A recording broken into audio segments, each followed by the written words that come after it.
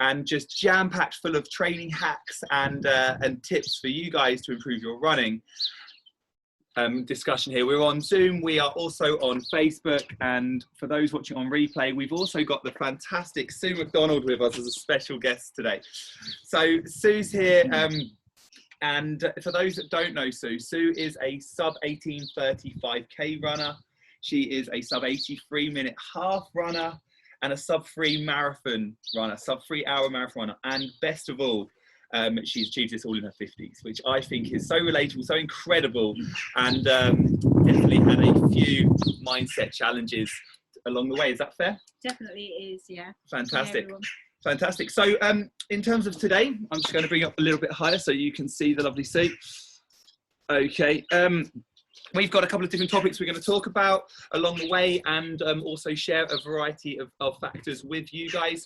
So thank you for joining, first of all, and those watching on the replay, please put down some questions, comments, or feedback that you have. And during this, if you're watching this on Facebook, give us a thumbs up if you tried out some of the mindset tests before, or a heart if you're going to try it out as well. And we'll answer all sort of questions towards the end. So for those that are new to running or new to understanding mindset, I'm going to give you a couple of definitions, really. So first of all, mindset refers to how your brain interprets a situation. So here with here in terms of how it interprets a situation, that can be during a run, that could be during any sort of moment itself. It could even be presenting a conversation on mindset, right? Mm-hmm. So you have two different angles that you can take on this, mainly.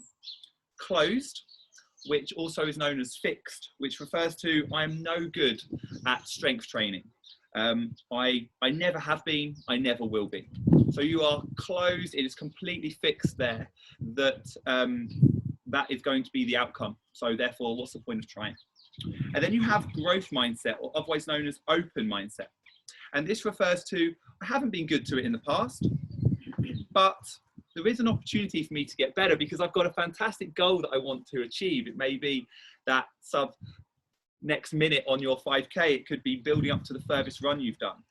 So what I'm going to do is I'm going to try some strength training, and I'm going to give this an important focus because I need to achieve that further. So they're the definitions. You have your closed, fixed mindset and your open growth mindset. So on the back of my pack here, you may be able to see this one asks, what are you right now in that moment? So in this exact moment. And so a question I'll put to you is, can you be someone that has both growth and closed mindset generally, do you think? Yeah, absolutely. I think you can have some sort of internal beliefs about things like, for instance, I used to believe I'm rubbish at running up hills. And I never believed you could change it, but you definitely can. You just have to challenge some of your internal beliefs. Love that. So yeah. Love that. Yeah, definitely. Okay, cool. That's what today's about. So if this is new to you, please use these tricks, and we'll talk at the end about a couple of ways that we can actually improve on this areas too. So training preparation. First subtitle, I guess, today is all about your training preparation in terms of when you have a goal in mind.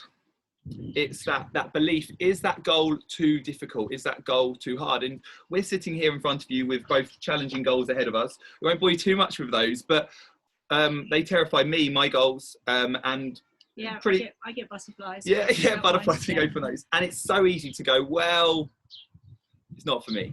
But the secret is to overcome challenges, to push yourselves more than ever, and to have that self-belief in yourself and in the training process you're working on to move forwards. And you've got the option really at the start of any journey, at the start of any challenge, where you can just switch off and go, hey, I'm not going to achieve that today. Or you can go, right, let's give this terribly scary butterfly feeling goal a good go. And that's what today's about. So, failure, the next topic really here today. So, as I start my watch there as well, as I do with anything that sort of scares me a little, it's really interesting, this angle on training. A lot of people say to me, well, that was a rubbish training run. That didn't go to plan. That wasn't what I expected. and therefore I'm rubbish. What's the chance? I'm not no chance of running that silly fast time now. It's just gone. And as I sort of talk about mindset, it's not an exam. It's not a pass and fail. Training is an opportunity to learn. And by using that word opportunity, it pushes you into the growth mindset category. And all of you guys watching this one today, live on the replay, are showing already that you're in that moment. You're in the growth mindset, open mindset category where you're looking to learn more, to improve where you're going, to find out more about the process that's worked for other people, that's benefited Sue, that's benefited myself, benefited other people in the training group. So therefore, well done, that's a good start. However, you also have moments where you feel that this is it, it's done. And this is what I wanted to sort of go through today, a couple of training tips and hints that have worked for me, worked for Sue, worked for other people in this group, that have helped you get past that. And failure is a key one. Failure is brilliant. And some of you may have heard me say this before, but you can't succeed without failure because it is feedback. So with that, what I will do is give you a couple of examples from business, from running, about people that have not succeeded and people that have succeeded, and actually what the not succeeding has done to help them get to where they need to be. So first of all, we'll start with business. Richard Branson. For those that know Richard Branson, the head of the Virgin Enterprise, he became bankrupt before he made his first million too. So what that meant is he had to make so many mistakes and actually go right down into what's considered, for some people, if it was an exam, as complete F, complete ungraded, complete worst possible result, and lose everything before he had to learn from those mistakes, build up and not do the same mistakes twice to get to his first million, which is one of his goals and targets, I imagine, at the time. And then we go into running, and more present as we talk about this one. Currently in March 2021, the Olympic trials were this week, and there were some fantastic results, some not fantastic results as well by the athletes. And one that comes to head is Chris Thompson, Tomo, who has, at the age of 39, won the Olympic trials, ran the qualifying time and qualified for Tokyo. And speaking to his training partner yesterday, who was on the phone to him, he said that, and I'll come back into this in a bit more detail, is that there were moments where he was very much closed-minded. He, especially at 25K, moving on to 30K, where he was running by himself, for those who've seen the race, with a group of runners in front of him that were due to qualify. And he said, this is it. This is my last chance at age 39 to achieve what I want to achieve. But it's gone. It's going. And he has been injured so many times, Sue. He's come from a lot of challenges as well. And he's had to, this time a year ago, one of his training partners spoke to him, and he was in such a low place. He was like, he's ready to pack it in. He's ready to call it. And he's obviously bounced back and gone through that. And that's not through just deciding it's failure, just deciding it's closed-minded, but instead it's because he's learned from those mistakes. He's added new stretches, mobility, routines that work for him, that's allowed him to get to where he needs to be, and then build on that process. So, fail, learn, succeed. Fail, learn, improve. That's the question I put to you. Closed or growth-minded? So we move on to the inner voice response. And I want to just carry on that story about Chris Thompson, because there is a bit more to it, and it's very much in light at the moment, quite exciting. So he's there, and he's having these self-doubts, and he's asking himself, what do I've lost it. I've messed this up. I've failed. And this is my last shot. He's giving all the emotional attachments to it. And then somebody shouts out from the crowd, Sue, guys, you're 30 seconds behind the leaders. And he goes, oh, 30 seconds in a marathon. It's a long way. It's a good, 250, 300 meters at that stage. It's a long way. You can barely see them. And he's like, oh, well, that's it. Well, there we go. And then he looks up 2 minutes later and he goes, that's not 30 seconds. there's an inner voice that responds to that negativity. There's a growth mindset little voice that's just sneaking amongst the closed. And you can be both, and you can change in a second with some tips and hacks that we go through. And suddenly he looks up and he goes, that's not 30 seconds, that's less than 30 seconds. I've got a chance here. And there's opportunity, there's this feeling of chance, of achieving. And what he does, he puts in a surge, joins the pack. For those that watched it, incredible. He's there within 5K. He's up with the group. And for those that have seen his interviews and stuff since, so following that, he goes into a bit of detail when he's got 2 laps to go of this course around Kew Gardens. No one's going to beat him. He's ready to go. And they came back to him. And the reason being that these are the exact words that went through his head. As he looks up, he goes, well, they're running 2:09 pace. The Olympic qualifying is 2:11:30. They're running 2:09 pace. I'm running about 2:11. If they can run that at 2:09, fair play to them. I take my hat off to them. Well done. They deserve the pace. But if they come back to me, I'm going to be ready. And I'm going to control what I can control. And I am going to run my race and see what happens, because I can't control how fast their legs go, how good their lungs are, how we move forwards from there. Okay, so really, really key. So that inner voice allowed him to pick it up. What happened? They dropped back to him. He joined the group, smashed it, beat them by approximately a minute, and ran the time, ran his PB, stopped and celebrated at the finish line. Very impressive. Check it out if you haven't already. So there's a few things you can take from that. And that moves on to our next stages there, Sue, is that positive self-belief starts in training, and that inner voice can be built in training too. So when you look at and I want you to listen to your own voice, I want you to listen to your goals and listen to other people around you who talk about their running goals, especially incredible people like Sue, that you can look up to that have got their goals, and ask the wording they use. And I've definitely been on both of these sides. And ask themselves, are you saying, I'm going to give it a good try to run blah, blah time? I would like to run this time. If I can run this time, it would be very good and I'll be very happy. Or are you saying, I will run this time? I shall achieve this goal. I will get to where I need to be. My goal is 10K. And if you listen to me talking about my 10K, I'm terrified. I've got the Sue butterflies in my stomach about the time I want to run. It scares the life out of me, but I will run that time that I need to run. And I shall achieve the goals that I want to do, because I know exactly what I'm doing is right for me. I know exactly how to do it because I've asked the right people, and I'm surrounded by the people that are achieving that goal. So let's use them effectively. Brilliant. So anything to add so far?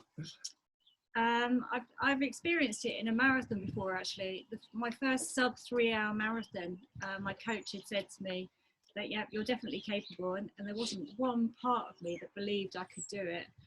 And I stressed about it right up to the morning of the race and right up to going onto the start line, because I knew in my head, I knew I was going to fail.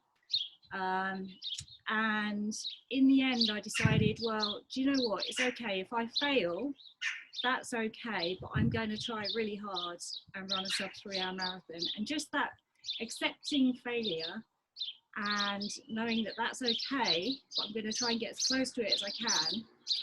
And actually that day I ran 2:57, so I was actually capable, even though I didn't believe I was capable.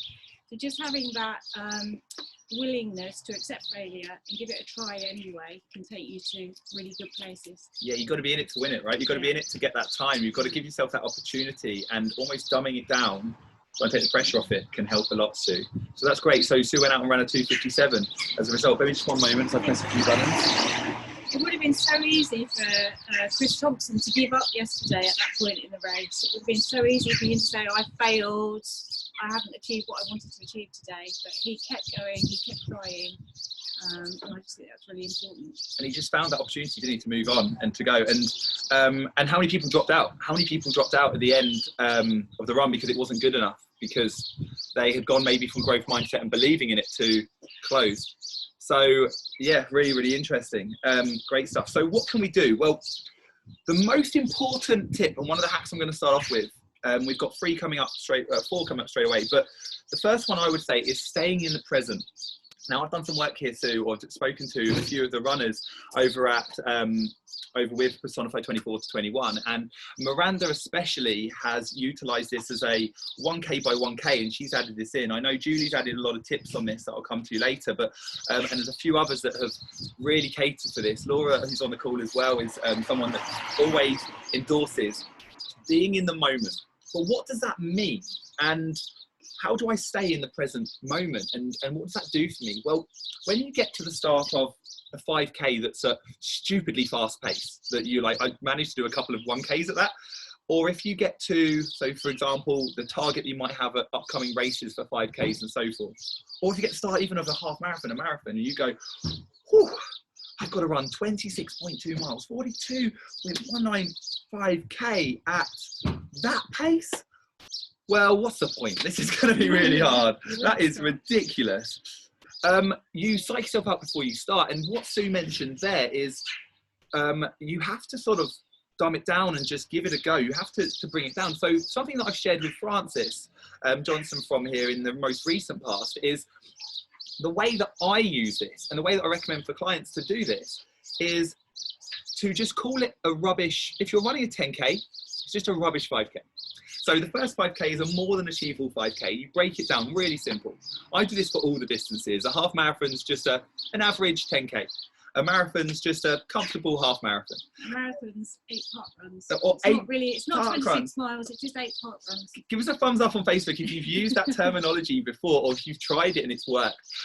So great stuff, few coming through. So this is so key, this is so important, that your perception of the run indicates what is the long-term outcome. And if you concentrate on that long-term outcome and not the process that's essential to get you there, you can mess up the process. You can get emotionally attached to the wrong things. And that can really work not in your favor at all. So with that, what we want to do is we want to work in the moment, just to tick the boxes, just like training does. You don't go, wow, I've got a massive training block and I've got that really hard session 5-6 weeks down the line. You might, but you don't lose sleep over that because the sleep's effective at recovery. So this is how we do it. So let's talk about a 5K. Nice and simple here. A 5K, we get to the start line, we're nervous. And we plain and simply just make sure before we get to the start line that we get there as confident as possible to reduce those nerves. And that's by doing all the right things, eating the right foods, doing the right mobility, doing the right training sessions, and giving that a good go and so forth. You then start at the target pace that you want. You say to yourself, I need to run 1K at that pace. Not quicker, because there's no need for that. I just need to pace it well. I'm going to relax as much as I can in that first K. And then you'll watch bleeps, 1K, done. Maybe 1 mile, whatever works for you. And you go, okay, so now I need to do the second K. Now I'm just focusing just on that K, not beyond. I'm not worried about the 5th K, that race, that person that's around me. It's just the next K. Now I need to focus on my technique. I need to make sure my arms are running right. I need to ensure that I've got everything on point. I'm working on the next stage. And then you can just build it from there. So really simplify, you just segment it. And this is called segmentation, staying in the present. Now, if you're really, really hurting, and I think about, we did a Personify 10K just a few weeks ago. The 24 to 21 guys really inspired me to go out. They started pinging across messages. Julie ran a PB, a couple of really fantastic times, people coming back to their first time trial. And I was like, well, do you know what? I've got to get out. And I looked outdoors and it was like a hurricane out there, Sue. It was horrendous. And I've told the 24 to 21 guys on WhatsApp, I'm going out, I'm going to do this. And I've got 6K in and I am gone. I am absolutely gone. And my segmentation has been K by K and I'm on pace. I'm ready to run this course PP, but I am knackered. I'd be surprised if I can walk the rest of this. And in my head, I think I've got 4 more K of this pain. This is really tough. And so I took my segments from 1K and I turned them into corners, 200-meter corners. So I literally looked ahead and I can see 200 meters and I just ran there on pace, carried on. I got around that corner and I ran to the next one. And this is called visualization. And a lot of people have used this before.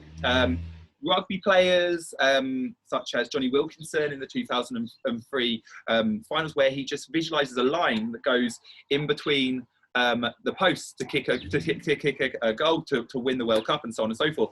But people taking free kicks in football, a similar sort of principle.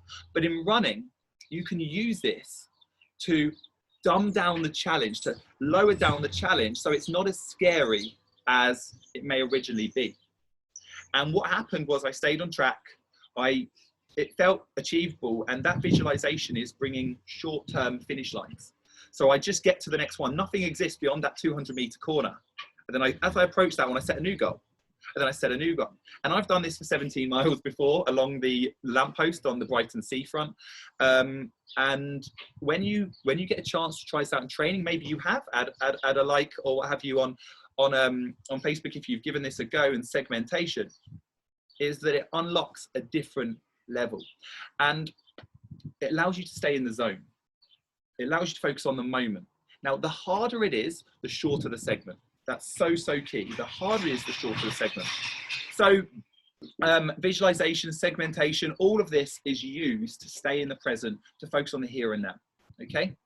And distraction techniques as well. Yes. Yeah. So you don't have to think about how much it hurts. You can distract on something else. Distract your mind, take your mind elsewhere, because your mind's very good at coming back to the negatives all the time and reminding you that this really hurts, I want to stop, I want to drop out. If you can just take your mind elsewhere. So I use music quite a lot as a distraction technique. Mm-hmm. And if I can't have music on during a race, then quite often I'll be running along singing to myself. If you ever see Sue come past, just give her a little bit of a sing song as well. That would be brilliant to go along with that. Some people use breathing. Some people, you know, if you've got pain, say you've got pain in your hamstring, quite often I start asking myself, so okay, so that hurts, what doesn't hurt? How are your feet feeling? My feet feel great, my arms feel great, my shoulders are moving nicely, my hips are easy and gliding, you know. My eyelashes are on point. Thinking positively instead of thinking about that one negative thing that just keeps coming and hitting you in the mind. That's a really good point. And what you're looking for that there is a positive, a way of giving yourself a little smile, a little bit of hope, a little bit like we talked about with the race earlier. And we come more onto breathing in a moment as well. So with this one, if you allow yourself hope, positivity, those rose-tinted glasses that can get you to where you need to be, then what that means is the self-belief. You're more likely to get into the zone and move forwards. So with that one, what we're going to look to do is to focus on the last section I really go through before we get into some of our top tips and so forth as well, some of which Sue's already mentioned here, is that only you can run your race. No one else, not your coach, not your training partner, not that person that you're racing next to you. And what we focus on is emotion versus logic. Now, in running, emotion isn't really needed until the finish line. And a lot of you will know this. Now, there is some real benefits to emotion when you're running hard, etc. But especially in the endurance, if you get too absorbed in that emotion, it's often going to go to a negative, as Sue mentions there. And you're going to have to be really good at mindset. But at our level now, it's best to keep it completely logical, keep it completely factual, and focusing on the next step. Now, that's how I recommend coaching. Everyone is individual, and some people like using emotion too. But if you can do this, you can stay in the moment. You can focus on ticking the boxes that the coach would recommend you doing at that stage, relaxing the arms, breathing, some of the tips that we give in a moment. Because only you can run your race. So there's a term that we use a lot, right, Sue, which is control the controllables. I'll say that again, control the controllables. You can only control what you can control. You can't control the weather, I hope. You can't control that person that's running next to you with the sharp elbows. You can't control what happens in other things. And we mentioned this about the Olympic trials. And that's exactly what he did. I can control what I'm running. I can control whether I blow up early.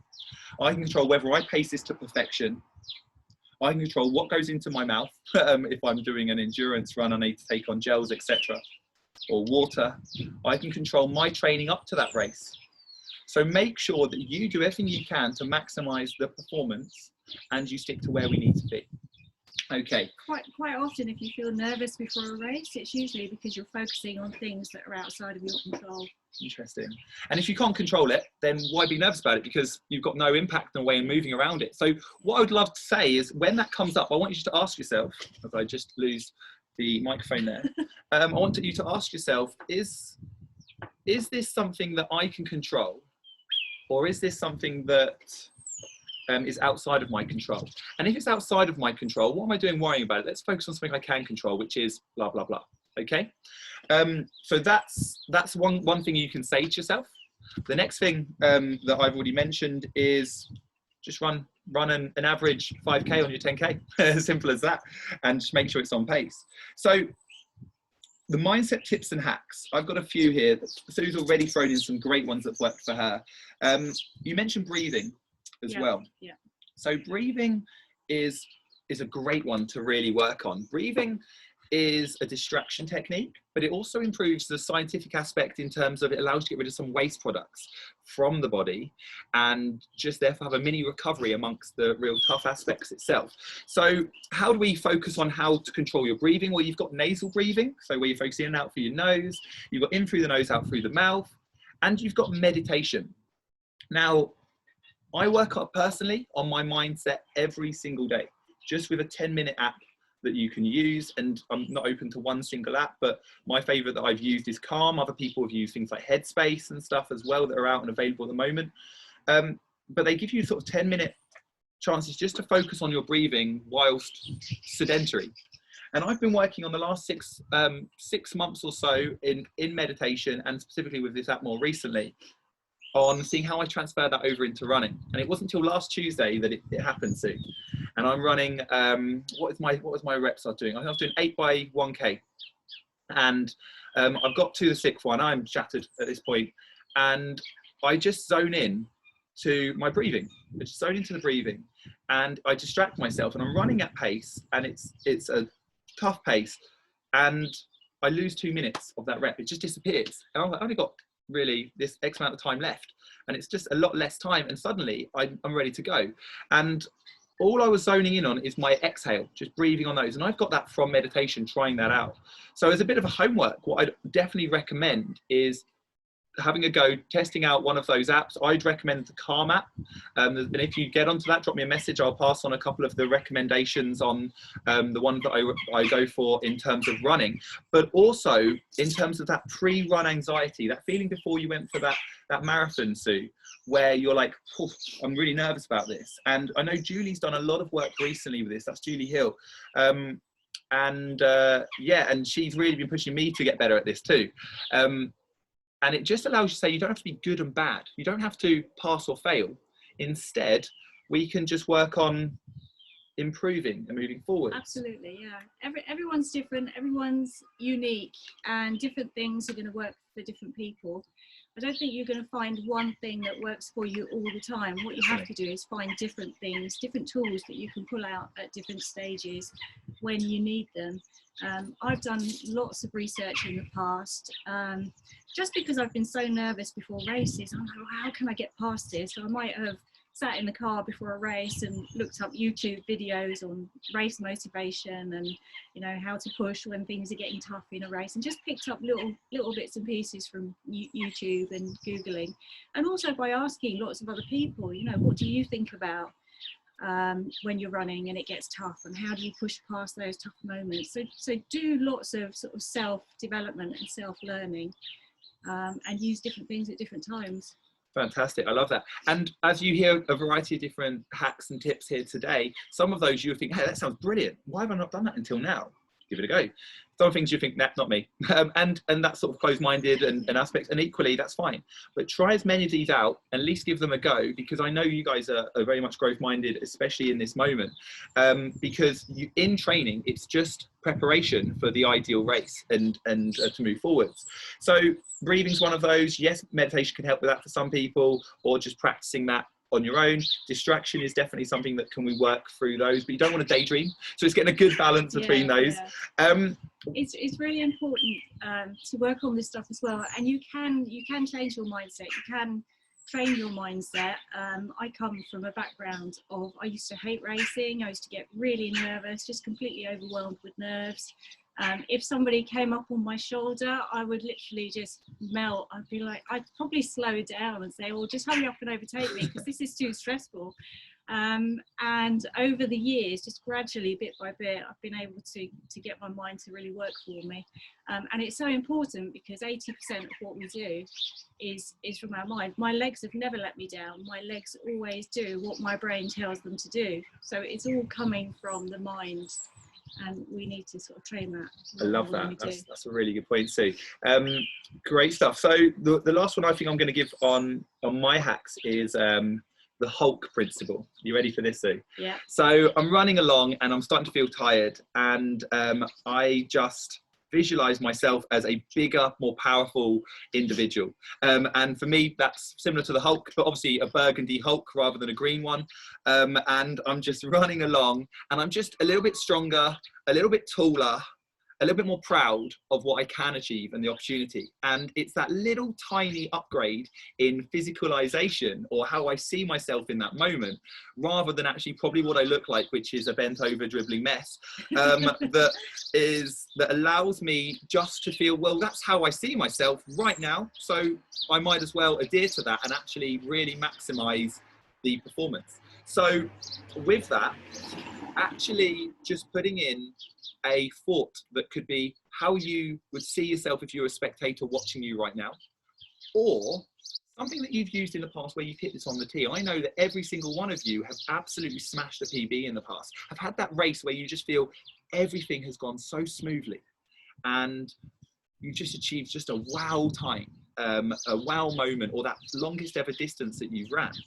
And it's really key just to secure that into the brain, to have that there just in case, or when really times get tough, to go, well, I've done it then, I can do it again. It may not even be in running. I've spoken to individuals that have done that in all different things, all different sort of business, presentation, sports, pregnancy, whatever it may be. Some amazing things you've achieved, and just keep it there for when you need it. And that's so, so important. So I'm going to wrap this up, Sue. Is there any sort of final mindset tips and hacks that you've got that you want to share that you haven't mentioned so far? Yeah, no, I think that's a really good one. You know, we spend a long time, we're very critical as runners, and we spend a long time being negative and putting ourselves down about things. But actually, it's really important to recognise when you've done something well. I keep a little race diary, and if I'm only ever unhappy with a run if I've given up mentally. As long as I have been able to push mentally throughout the run, you can always take something from it, you can always learn something from it, and you can always feel proud that you've managed to push through. So yeah, be kind to yourselves and recognize the things that you're doing well and keep doing them well. Brilliant, thank you. So a growth mindset keeps you focused on what it takes to succeed. Every race or session is an opportunity to succeed or to learn, rather than a pass or fail exam. So put your positive pants on and know this topic is just the start for you growing in your mindset. It can help you overcome your physical, mental, emotional barriers logically, or plain and simply in the way that works best for you. So give this a go, try out those hacks and go from there. Now, that's the power 30 minutes we wanted to get in today. So thank you very much, Sue, for going for those. So what we're going to do is we're going to open up to some questions. Rather than just shouting them out, what I'd recommend is you type them in on Facebook, or you type them in on the Zoom that you may be on at the moment. We'll check those out and go from there. But I hope you've got some value from today. Please ask the questions and help and go from there, guys. So I'll leave it over to you. We'll grab a drink. I'll let you read them because no worries. Not good here. Nothing through Zoom yet that I can see. Lovely. Don't be scared, guys. There's always one person that needs to come through and ask a question to help everybody else. So is there something that you're struggling or you struggle with consistently in a race that you may feel that you would like to overcome? And is there any tips that you feel that we've got Sue here, myself, that can really move forwards with? Cool. So a question that I got asked previously by Francis was what do I do when I just don't? I'm not sure how I'm going to be able to achieve this next goal. Is there any sort of mindset tips that you have before this next time trial that you go to run? And I talked about segmentation. I just talked about how to reduce it down. But importantly, the one that she found really useful, and she said, when you have the chat with with the Personify 24 to 21 guys, with these guys that are the Personify team, is if you mention what you've just mentioned to me in a 4-minute voice note, then they're going to get loads of value from it. I really do hope you guys have got some value from that so far today, which is great. So awesome. So a couple of people watching it as well. Brilliant. They're all good, Ben. They're all ready to smash it. They're all positive. Lovely. Give me a thumbs up, guys, on Zoom if you've got some value from that today. Joe says yes. You've got a few others, guys. Yes. You've got loads. You've got Ken. You've got Laura. You've got John, Julie, all diving in there. Adam as well. Fantastic. Julie's asking a question. So I'll read this one out for you, Sue. How do you cope when you get blocked during a race and struggle to get past? So when you have someone who's either getting in the way, and I get frustrated by this a little, but I actually also love this, or if even on like a London Marathon, someone walks across the path just a spectator. So what do you do when you're getting blocked on the way round in a race? You just have to stay calm. Don't stress about it. You know, if you are really blocked and that's an uncontrollable, you just have to wait until you get an opportunity to move through. Really, you can't worry about it if you can't control it. And this happens a lot on the track, doesn't it? So it happens a lot on the track on a sort of a shorter period when you're going around tight bends and you're doing sort of 800 meters plus. And you've obviously got some great experience at national level on the track and bits as well. I've done a couple of races there, and you just look for the opportunity. My go-to tip is exhale, and make sure that your exhale is longer, at least twice as long as your inhale. So if you're going, you just go, and just allow a little bit of stress away. A little bit like if I was to smash this window, the first thing my partner would do is she would go, and then shout. But the reason being is we sigh when we're stressed. So what that does, it just allows us to release a bit of tension to ensure that we can take that next step and look for the next opportunity. So that's great. We've got a question just here from Joe, which is, how do you mentally adjust in taper time leading up to the race? What a great question. How do you mentally adjust in taper time leading up to the race? I've written articles on this. I'm not going to bore you too much. Over to you, Sue. This is one, definitely before a big event like a marathon, when you've trained for 6 months, I can get nervous 2 or 3 weeks in advance. And there are things that I have done in the past that have been really helpful. One of them is a paper exercise, actually, because negative thoughts just go round and round and round and round in your head, and you just can't shake them. So one day I thought, I'm going to sit down, I'm going to write down on paper all my negative thoughts, and I'm going to write down all my positive thoughts as well. And when I put it down on paper, there were probably about 6 negatives. They were things like, oh, I can't do this, I'm not going to get the PB. You know, I'm too heavy, my training didn't go very well last week. There were about 6 things that were just going round and round and round in my head. And when I wrote down the positives about all the training sessions that I'd done successfully, the miles that I'd done, the things that were good about the way I was feeling, there were probably about 20 on the list. And that in itself just really, really helped to put things in perspective. I love that. And I could call on it. On race day, I could actually see a piece of paper with a short negative list, a long positive list, and all those positive things were there, sort of easy to access and get into my head on race day. Lovely. I hope that helps, Joe. And I would definitely go down a similar route. What I like to do is I like to find a positive in every run. So, and I look to focus on that. So that could be the Strava segment that you've improved on. That could be the fact that you've done that mileage, the fact that you just got out the door and ticked it off rather than adhering to a work challenge or product or presentation you had to do instead. That just heavies up the positive list that Sue shared there. And what that means is it just gives you more confidence. Start line confidence is as important as finish line outcome. It's so key in training, and that's why I get the sessions ticked off, is to get to the start line going, do you know what, I've done what I need to do, so therefore that's great. That's really vital. It's not all about what's in your head. If you miss any of your training, then that will come out in your mindset. So you have to be sure that physically you're ready when you hit the start line. You have to make sure you've ticked off all your sessions, you've done your mobility, you've done your strength and conditioning, you've eaten well. And then you can get your mind into a really good place as well. Lovely. So great question from Sarah over here.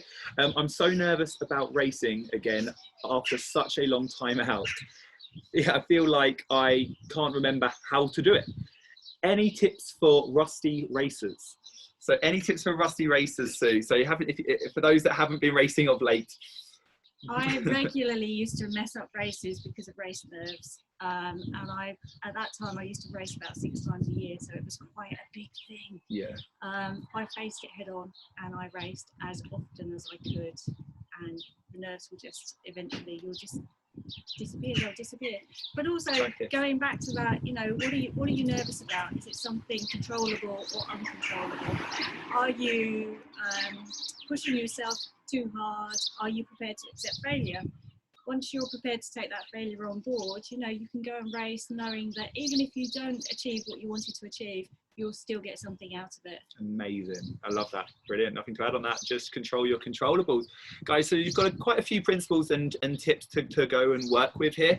And if you do have any other questions that come to you after watching this, then feel free to put them on there.